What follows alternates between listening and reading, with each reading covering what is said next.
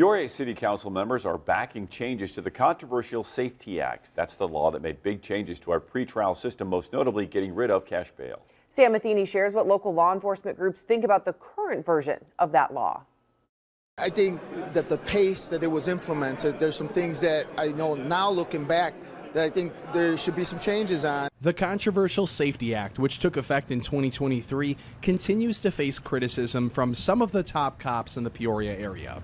The law eliminated cash bail and allowed judges to decide whether criminal defendants should be jailed or released before their trials. Those in favor of the law argue it is more fair because some defendants could not afford to bail themselves out.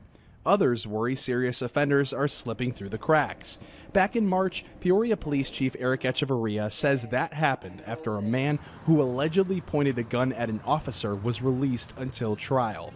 Echevarria and Peoria City Council wants offenses like carjacking, car theft, and possession of a weapon by a felon to automatically land a defendant in jail pre-trial. We're not talking about these misdemeanors and these low-level crimes, but some of these more egregious crimes that we continue to see, and we see some of this catch and release.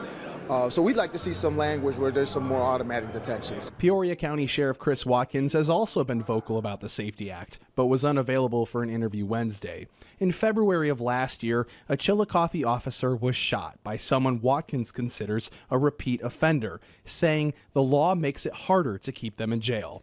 He wrote then on Facebook, the suspect had been booked into our jail 32 times and arrested many other times in other counties and states. Senator Dave Kaler, a Democrat who supported the bill, weighed in at the Peoria legislative breakfast. That was a controversial bill. We passed it. I think that has worked out. We have already made some revisions in that. I think that we take some of those ideas back and see what the appetite is. Newly elected Republican Senator Chris Bachema was a chairman of Grundy County when the law was put in place and believes it made things more difficult for their state's attorney and sheriff's office. From a local perspective, I felt the act took away a lot of the local control that was needed.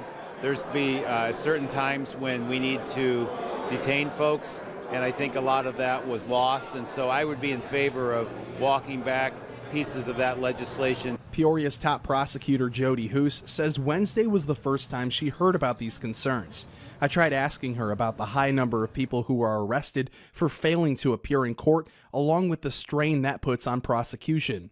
Hoos declined my interview request and would not comment on any of my questions. Reporting in Peoria, Sam Matheny, 25 News.